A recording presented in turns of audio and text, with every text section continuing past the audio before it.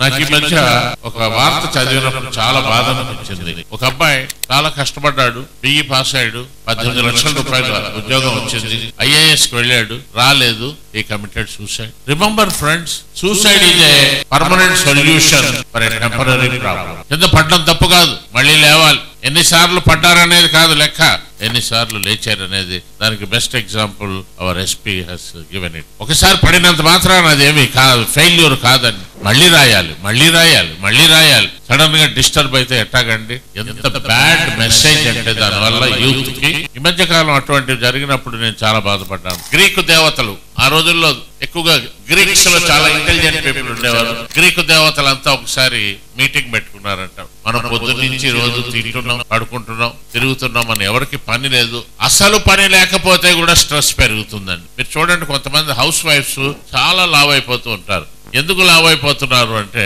వాళ్ళకి పని లేనప్పుడు అటు తిరిగి ఇటు తిరిగి అది తినడం ఇది తినడం, ఈ హస్బెండ్ ఎప్పుడు వస్తాడు, ఈ పిల్లలు ఎలా చదువుతారు, ఇట్లా తినడం, లావ్ అయిపోతూ ఉంటారు. And they will have lot of psychological problems. చాలా మంది అనుకుంటారు ఉద్యోగం ఉంటేనే స్ట్రెస్.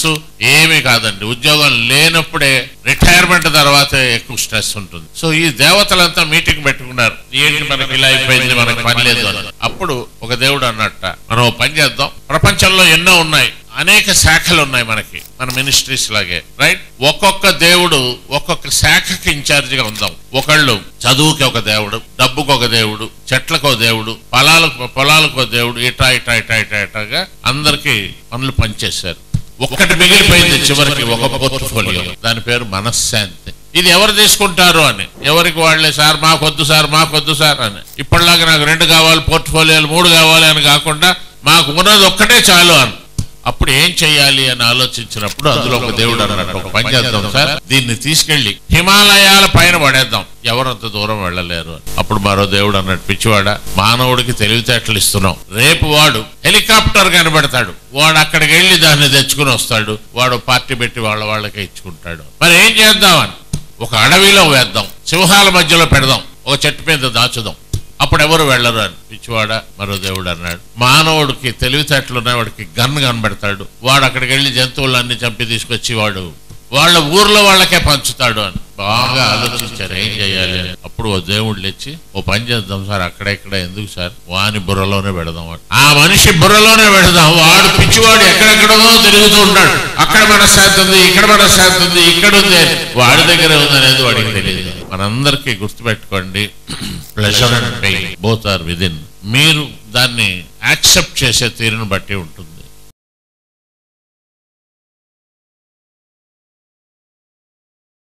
కరీంనగర్లో నేను మెజిషియన్ గా ఉన్నప్పుడు ఒక 25 సంవత్సరాల క్రితం, 30 సంవత్సరాల క్రితం, సిరిసిల్ల, ఈ మెట్పల్లి, వేములవాడ, ఇవన్నీ కూడా నేను ఆ రోజుల్లో కళ్ళకు గంతలు కట్టుకుని స్కూటర్ నడపడం, ఇటువంటి కార్యక్రమాలు నేను ఎన్నో చేశాను.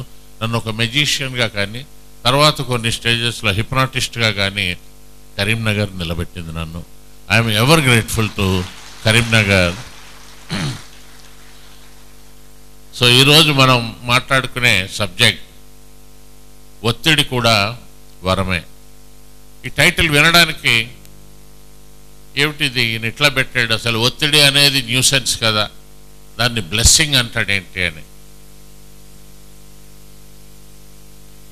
పూర్వం సినిమాలో ఒక పాట ఉంది, విరహము కూడా సుఖమే కాదా అని, నిరతము చింతన మధురము కాదా. ఈ విరహం సుఖమేంటి అని అనుభవించిన వాళ్ళకి తెలుసు.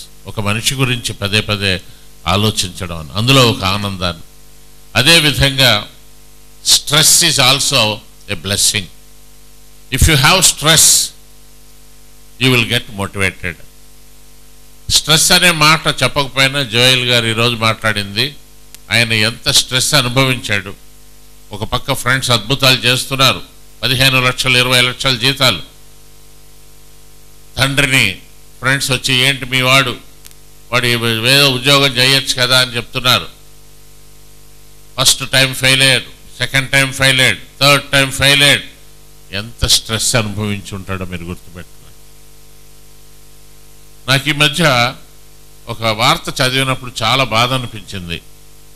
ఒక అబ్బాయి చాలా కష్టపడ్డాడు, బిఈ పాస్ అయ్యాడు, 18 లక్షల రూపాయల ఉద్యోగం వచ్చింది, IAS కి వెళ్ళాడు, రాలేదు, he committed suicide.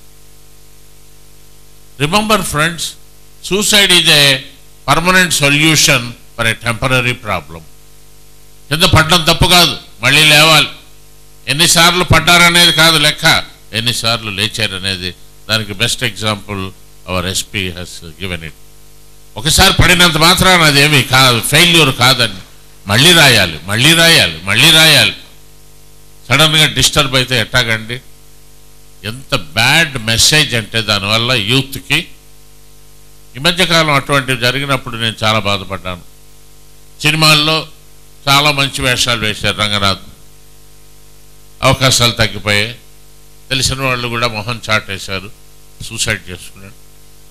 Uday Kiran చాలా సినిమాల్లో వేశాడు, ఛాన్సెస్ తగ్గిపోయాయి, చచ్చిపోయాడు. ఎట్టాగండి? వ్యక్తిత్వ వికాసం పుస్తకాలు అందుకే చదవాలి, ఇలాంటి సెమినార్స్ అటెండ్ అవ్వాలి, ఇటువంటి విశేషాలు వాళ్ళు తెలుసుకోవాలి. పడటం తప్పు కాదు, మనం we have to learn lessons from the spider. మీరు చూడండి, ఆ సాలెపురుగు అది అల్లుకుంటున్నప్పుడు పడుతూ ఉంటుంది, మళ్ళీ పడుతుంది, మళ్ళీ వెళ్తుంది, మళ్ళీ పడుతుంది, ఎన్నిసార్లు పడుతుంది. ఒక మహారాజు, కొంతమంది చాలా పూర్వకాలం, ఇది ఒక 10,000 సంవత్సరాల క్రితం స్టోరీ. గ్రీకు దేవతలు ఆ రోజుల్లో ఎక్కువగా గ్రీక్స్లో చాలా ఇంటెలిజెంట్ పీపుల్ ఉండేవారు. గ్రీకు దేవతలంతా ఒకసారి మీటింగ్ పెట్టుకున్నారంట.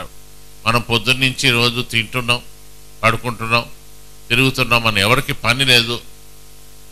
అసలు పని లేకపోతే కూడా స్ట్రెస్ పెరుగుతుందండి. మీరు చూడండి, కొంతమంది హౌస్ వైఫ్స్ చాలా లావ్ అయిపోతూ ఉంటారు.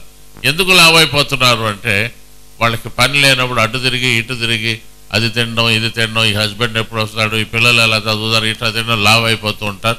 And they will have lot of psychological problems. చాలామంది అనుకుంటారు ఉద్యోగం ఉంటేనే స్ట్రెస్. ఏమీ కాదండి, ఉద్యోగం లేనప్పుడే, రిటైర్మెంట్ తర్వాతే ఎక్కువ స్ట్రెస్ ఉంటుంది. సో ఈ దేవతలంతా మీటింగ్ పెట్టుకున్నారు, ఏంటి మనకి ఇలా అయిపోయింది, మనకి పని లేదు అని.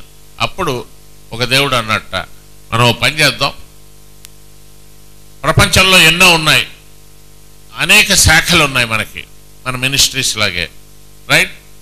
ఒక్కొక్క దేవుడు ఒక్కొక్క శాఖకి ఇన్ఛార్జిగా ఉందాం. ఒకళ్ళు చదువుకి ఒక దేవుడు, డబ్బుకు ఒక దేవుడు, చెట్లకు ఒక దేవుడు, పొలాలకు ఒక దేవుడు, ఇటాగా అందరికీ పనులు పనిచేశారు. ఒక్కటి మిగిలిపోయింది చివరికి, ఒక పోర్ట్ఫోలియో, దాని పేరు మనశ్శాంతి. ఇది ఎవరు తీసుకుంటారు అని, ఎవరికి వాళ్ళే, సార్ మాకొద్దు సార్, మాకొద్దు సార్ అని. ఇప్పటిలాగా నాకు 2 కావాలి, పోర్ట్ఫోలియోలు 3 కావాలి అని కాకుండా, మాకు ఉన్నది ఒక్కటే చాలు అని. అప్పుడు ఏం చేయాలి అని ఆలోచించినప్పుడు అందులో ఒక దేవుడు అన్నట్టు, ఒక పని చేద్దాం సార్, దీన్ని తీసుకెళ్ళి హిమాలయాల పైన పడేద్దాం, ఎవరంత దూరం వెళ్ళలేరు అని. అప్పుడు మరో దేవుడు అన్నట్టు, పిచ్చివాడా, మానవుడికి తెలివితేటలు ఇస్తున్నాం, రేపు వాడు హెలికాప్టర్ కనబడతాడు, వాడు అక్కడికి వెళ్ళి దాన్ని తెచ్చుకుని వస్తాడు, వాడు పార్టీ పెట్టి వాళ్ళకే ఇచ్చుకుంటాడు. మరి ఏం చేద్దామని, ఒక అడవిలో వేద్దాం, సింహాల మధ్యలో పెడదాం, ఒక చెట్టు మీద దాచుదాం, అప్పుడు ఎవరు వెళ్ళరు అని. పిచ్చివాడ, మరో దేవుడు అన్నాడు, మానవుడికి తెలివితేటలు ఉన్నాయి, వాడికి గన్ కనబడతాడు, వాడు అక్కడికి వెళ్ళి జంతువులన్నీ చంపి తీసుకొచ్చి వాడు వాళ్ళ ఊర్లో వాళ్ళకే పంచుతాడు అని. బాగా ఆలోచించారు ఏం చేయాలి అని. అప్పుడు ఓ దేవుడు లేచి, ఓ పని చేద్దాం సార్, అక్కడెక్కడ ఎందుకు సార్, వాని బుర్రలోనే పెడదాం, వాడు ఆ మనిషి బుర్రలోనే పెడదాం, వాడు పిచ్చివాడు ఎక్కడెక్కడో తిరుగుతూ ఉంటాడు, అక్కడ మనశ్శాంతి ఉంది, ఇక్కడ మనశ్శాంతి ఉంది, ఇక్కడ ఉంది అని, వాడి దగ్గరే ఉంది అనేది వాడికి తెలియదు. మనందరికీ గుర్తుపెట్టుకోండి, pleasure and pain both are within. మీరు దాన్ని యాక్సెప్ట్ చేసే తీరును బట్టి ఉంటుంది. ఒక 94 ఏళ్ల ముసలామె ఒకరోజు పొద్దున్నే అద్దంలో చూసుకుందంట, జుట్టు అంతా ఊడిపోయి ఒక 6 వెంట్రుకలు మిగిలాయి. సంతోషంగా అనుకుందంట, అబ్బా నేను 2 జడలు వేసుకోవచ్చు, ఇక్కడ ఒక 3, అక్కడ ఒక 3 వెంట్రుకలు. అట్లా కొన్నాళ్ళు గడిచింది సంతోషంగా. అంటే సంతోషంగా ఉండడం వల్ల కొన్నాళ్ళ తర్వాత చూస్తే 3 ఉన్నాయట. నవ్వుకుందంట, పోన్లే ఒక జడ వేసుకోవచ్చు. ఒక జడ అందులో ఉంది. ఆమె కానీ జుట్టు ఊడిపోతున్నప్పుడల్లా బాధపడి ఉంటే 94 ఏళ్ళు వచ్చేదాకా ఆ జుట్టు ఉండేది కాదు, అసలు అంతకు ముందే పోయి ఉండేది. సో కాబట్టి ఒత్తిడి అనేది సహజం. ఆ ఒత్తిడి అనేది మీరు చదువుకునే దాంట్లో ఉండొచ్చు, ఉద్యోగం సంపాదించడంలో ఉండొచ్చు, but get ready for that. సైకాలజిస్టుల సిద్ధాంతాల్లో 6 రకాల ఆలోచనలు ఉంటాయి. మొదటి దానిని పాజిటివ్ థింకింగ్ అంటారు, మీ అందరికీ తెలిసిందే పాజిటివ్ థింకింగ్. రెండవది నెగిటివ్ థింకింగ్, తెలుసు కదా. మూడవది యూస్లెస్ థింకింగ్, వాటి గురించి మళ్ళీ చెప్తాను. నాలుగవది టాక్సిక్ థింకింగ్, అంటే టాక్సిన్ అంటే పాయిజన్. ఐదవది క్రియేటివ్ థింకింగ్. ఇప్పుడు ఆరోది ఇప్పుడు కొత్తగా వచ్చింది, దాన్ని క్లియర్ థింకింగ్ అంటున్నారు. ఇప్పుడు ఉదాహరణకి ఒక అబ్బాయి కాంపిటేటివ్ ఎగ్జామ్కి వెళ్ళాడు, రాలేదు. If he's a positive thinker, పర్వాలేదులే నేను ఈసారి మళ్ళీ రాస్తాను. అది ఏదైనా కావచ్చు, డిఎస్సి కావచ్చు, మరొక సర్వీస్ కమిషన్ కావచ్చు, మరొకటి ఐఏఎస్ కావచ్చు, ఇంకోటి కావచ్చు. పాజిటివ్ థింకర్ ఎప్పుడు కూడా మళ్ళీ రాస్తానంటాడు. నెగిటివ్ థింకర్, నా కర్మ, నాకు ముందే చెప్పింది మా అమ్మ అమావాస్య నాడు మొదలు పెట్టద్దని, ఆ రోజే నేను షాపుకు పోయి కొన్నాను. నేను కర్మ, నాకు అన్నీ ఇలాగే జరుగుతాయి. శనిగాడు నాకన్నా ముందెళ్ళి అక్కడ కూర్చున్నాడు వాడు. దయచేసి ఇట్లాంటి మాటలు మీరు అనుకోకండి. పదే పదే మీరు అనుకోవడం వల్ల ఎవరో తదాస్తూ అంటారు, అయిపోతుంది. యూస్లెస్ థింకర్ ఏమనుకుంటాడు, ఉద్యోగం రాలేదు, పొద్దుపోయింది దిక్కుమాలి ఉద్యోగం, ఏం పర్వాలేదు, నేను దుకాణం పెడతాను, నేను అది చేస్తాను. వాడికి గోల్ పట్ల దీక్ష ఉండదు, పట్టుదల ఉండదు. టాక్సిక్ థింకర్ ఏమనుకుంటాడు, నాకు రాలేదు కాబట్టి చావు మాత్రమే శరణ్యం. మెంటల్ అవుతాడు, ఇంట్లో వాళ్ళని కొడతాడు, రోడ్డు మీద వెళ్ళే వాళ్ళని కొడతాడు, చివరికి ప్రాణాలు తీసుకుంటాడు. టాక్సిన్ అంటే పాయిజన్. ఇట్లాంటి కేసులు మనకి రోజు జరుగుతున్నాయి, మనం చూస్తూనే ఉంటాం. క్రియేటివ్ థింకర్ ఏం చేస్తాడు, ఓకే ఫెయిల్ అయ్యాను, మళ్ళీ రాస్తాను, డెఫినెట్గా నేను పాస్ అవుతాను, one day I will become a great officer. మా కుటుంబ సభ్యులు కానీ మా ఊరు వాళ్ళందరూ గర్వించే స్థాయికి నేను వెళ్తాను. అండ్ క్లియర్ థింకింగ్ ఇప్పుడు లేటెస్ట్ సబ్జెక్ట్, మంచి బుక్స్ కూడా వచ్చాయి, the art of thinking clearly అని. ఆ క్లియర్ థింకింగ్ అంటాడు,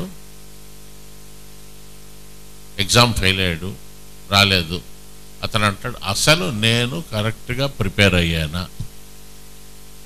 నేను ఎంతసేపు మంచి ముహూర్తం, మంచి పుస్తకాలు, మంచి టైమింగ్స్, ఈ టైంలో చదవాలి, ఆ టైం, ఇవన్నీ చూశాను, కానీ కాన్సెప్ట్ని అర్థం చేసుకున్నానా? నేను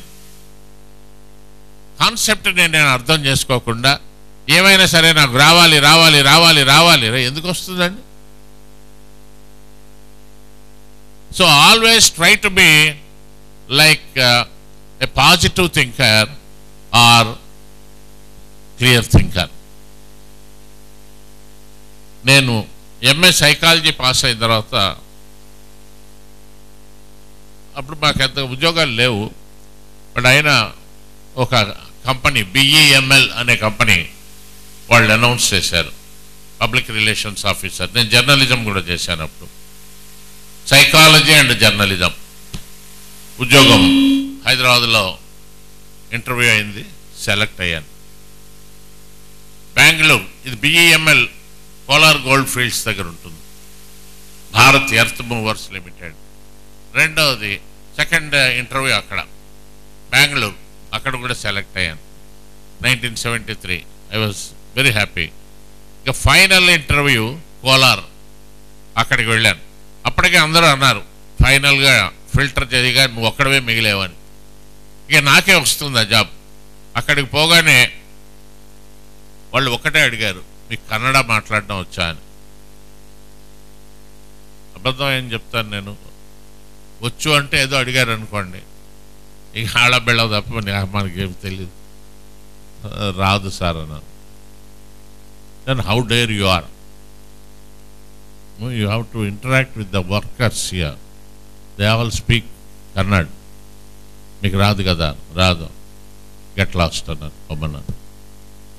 నేను చాలా ఒక క్షణం ఒక రకమైన కృంగుబాటు వచ్చింది నాకు. సెలెక్ట్ అయ్యాను.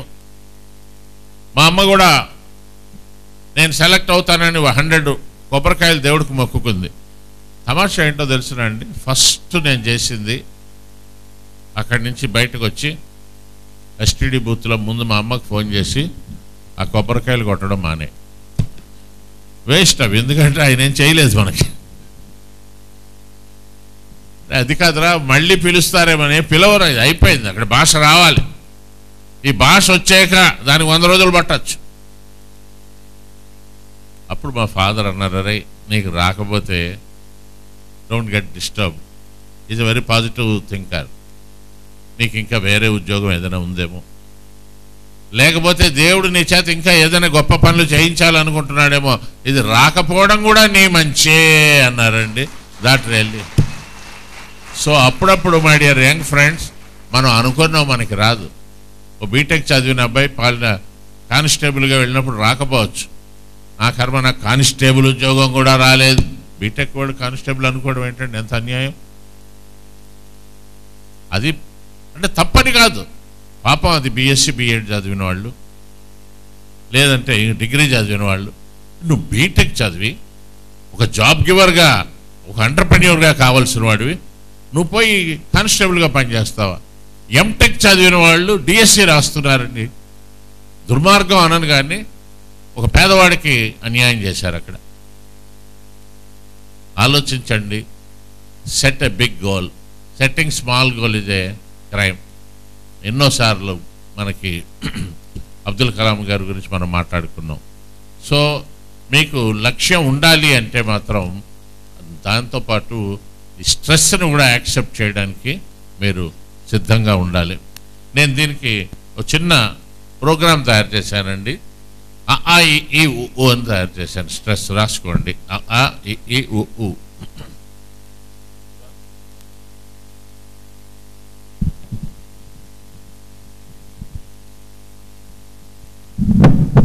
ఉండాలి కదా.